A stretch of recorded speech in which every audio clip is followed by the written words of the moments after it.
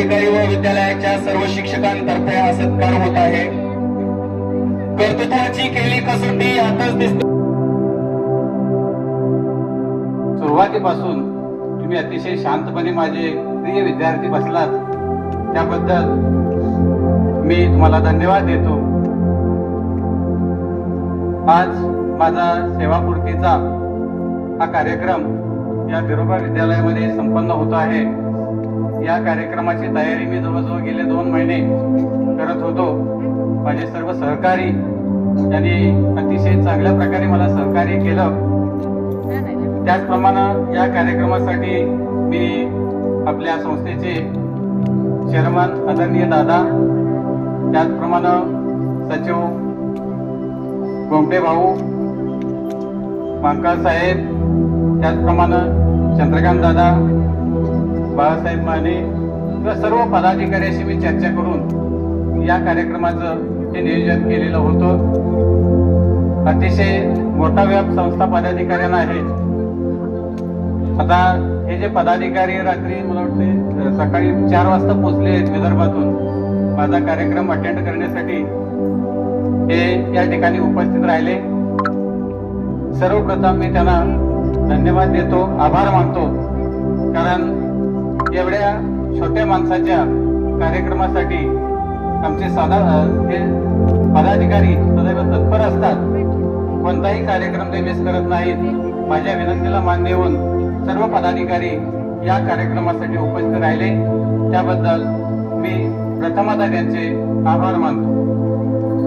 ज्याने मला लहानाचं मोठं केलं ते माझे आई वडील, ज्यांच्या समवेत मी लाडात वाढलो ते माझे आजी आजोबा, मामा मामी, माझे सर्व भाऊ, माझ्या सर्व बहिणी, त्याचप्रमाणे माझे सर्व मेहुणे किंवा माझे सर्व नातलग, या सर्वांच्या आशीर्वादाने मी गेली 35 वर्ष शिक्षक, त्याचप्रमाणे मुख्याध्यापक या पदाचा कार्यभार चांगल्या प्रकारे स्वीकारून पार पाडलेला आहे।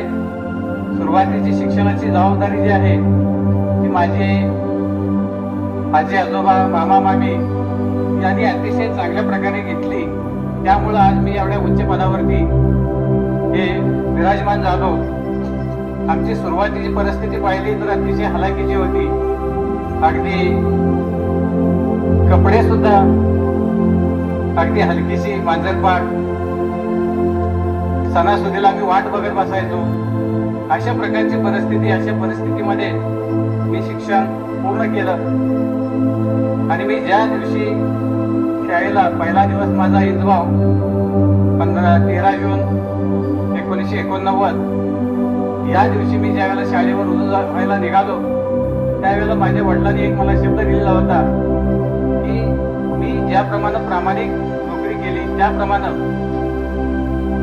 तूही अगदी रिटायर होईपर्यंत प्रामाणिकपणे तू सेवा कर। आणि त्या दिवसापासून, अगदी पहिल्या दिवसापासून मी अतिशय प्रामाणिकपणे काम केलेलं आहे। दुर्दैवानं माझे वडील आज नाही, त्यांना फार मोठा आनंद झाला असता या कार्यक्रमाचा।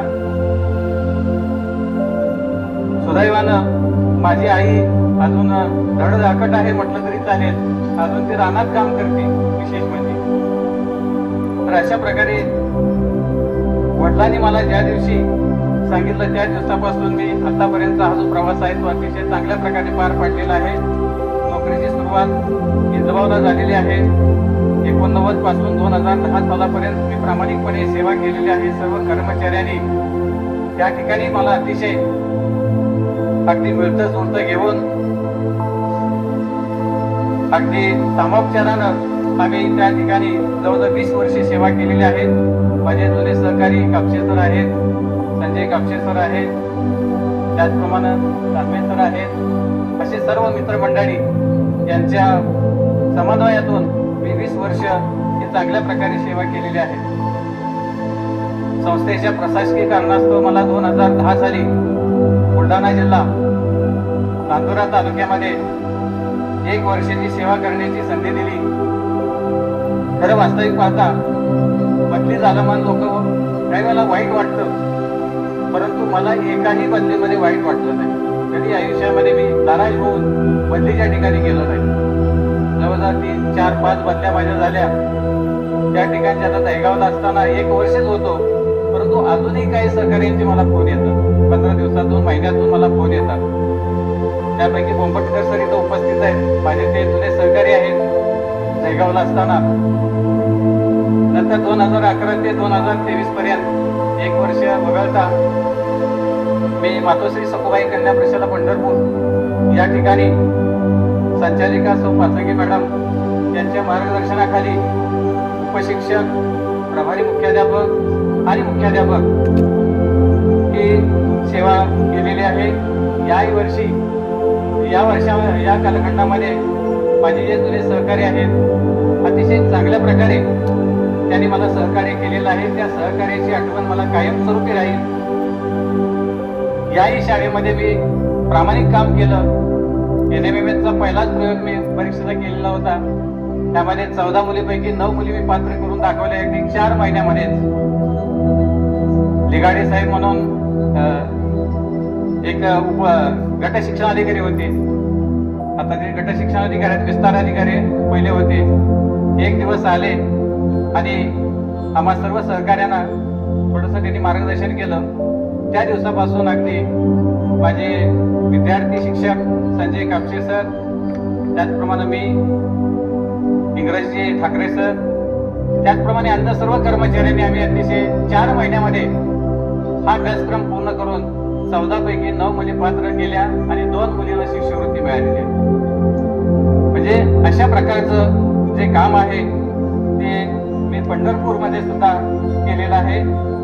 मला वाटतं गेल्या वर्षी उन्हाळी सुट्टी मी फक्त 3 दिवस शाळेत नव्हतो. मॅडमना माहीत असेल, 3 दिवस फक्त मी शाळेमध्ये, माझा स्टाफ आणि मी 3च दिवस शाळेमध्ये नव्हतो.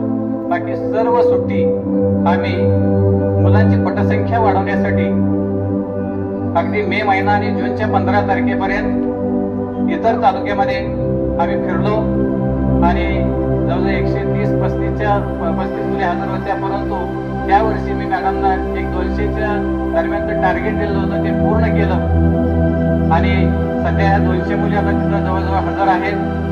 आणि जूनमध्ये पुन्हा मला विरोबा विद्यालय पांगरी या ठिकाणी माझी बदली झालेली आहे. मी आनंदाने या शाळेचा स्वीकार केला, बदलीचा स्वीकार केला.